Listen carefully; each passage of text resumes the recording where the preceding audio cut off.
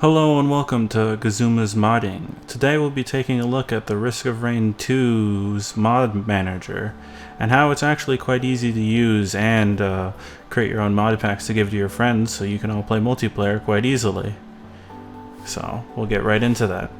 First you want to go to this thunderstore.io. This shows all of the mods and it has more details if you want to look at something specific where that tells you about it, and they've got the pictures. It's all nice. And the mod manager is just a short little thing, but they always link to here so you can always see the mods and detail. But we're interested in this R2modman. This is the mod manager and you'll have to download it manually. It'll give you a little zip file, you unpack it and you get your R2modman folder, just the exe. We'll open it up, and it's actually a really nice mod manager. It'll update itself and you don't have to really worry about it.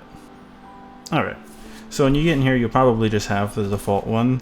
I've got a couple ones I've just been testing out. You'll want to create a new one. You can leave the default one as that default, so I'll just name it something, test. Okay, and then you select your profile, and you don't have any mods, but you can go online and find a bunch of mods. And you don't even have to worry about things you're like, oh, I want this character mod. Download with dependencies is the only button, so if it needs something it will download it, which is really nice, so you don't ever accidentally download something and forget a step in its download process, and then it just breaks the whole thing. You got to figure out what's wrong, and it actually does order these correctly, so you never have to worry about that either from what I've seen. So yeah, if you have a couple friends, all they have to do is download this, and when you make your own mod pack, which I always sort by download count, it's a pretty good idea on what's good. You can download a bunch of mods that you want to try out with your friends. And now that you've got your little pack, you can go right here into settings. I don't know why they kind of hide this, but you can change your profile here too. But you can export your mod list as a code that you can just give to them. So it already copies it to your clipboard. You just need to give it to them over Discord or whatever you use.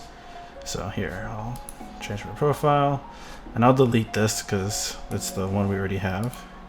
So I wanted to import my own thing, so it's just okay, I'll import it. Okay, there we go. We've imported that mod thing I gave. If I was somebody else, I would have given this to somebody. And now their mod pack is the same as the one you have. And it's really easy, and you can just hit start modded here. You do, if you play modded, you have to always launch it through this R2modman. I don't think launching it through Steam will have your mods. But once you get in the game, you'll be able to join each other just fine now that you have the same mod packs. And do be a little careful if you go crazy with the mods.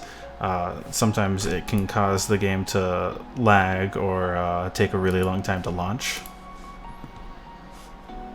But for little simple things like this, if I had somebody to play with, I don't know why I guess you gotta unlock him, but you can now play with your mods really easily with your friends. There's also mod packs themselves. So let's not that one. Change profile here in settings. It's a little hidden. I wish it was a little easier to find.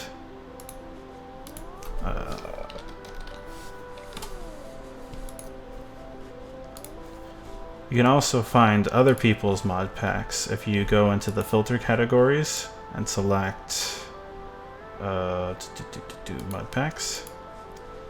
And I always do download count just because it's also a pretty easy way. So this guy will have a lot of, only 5 uploads, but a lot of downloads. You can check it on the website to see what's exactly in it and get a better idea. So it's got a bunch of stuff. Oops. That's the wrong button. If you hit download, it'll download all of the mods. It does do each mod in itself at, like from 100%. So you get this weird like chain of like 100%, 200%, 300%, 400%. You know, I probably already did that one time, so it was just getting them all from wherever they were downloaded the first time. But yeah, you could also just give this to your friends. They could either just find it online, the mega whatever mod pack, or you can give them a code. And then it does the same thing basically. The only difference is if you have everyone has like downloads a mod pack and the mod pack has updates to do, you do have to make sure that if one person updates, everybody updates, because if they have the different update levels, I'm pretty sure you'll have an incompatible time trying to connect to each other, or something will probably break. There is a button in here somewhere where it does just update all of the mods, so that's a pretty easy button just to click, and then everyone has it updated and you don't have to worry about it. But yeah, it's actually really easy, so there shouldn't ever be a time where you go, hey, do you want to play Risk of Rain 2 with some mods? And your friend goes, nah, modding's too hard, I won't understand it. You're like, nah, it's like you download a thing and you press a button and you put in a code and you should be good to go.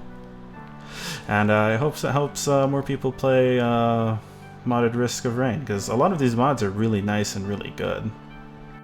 Thank you for watching. Like and subscribe if you want to see more.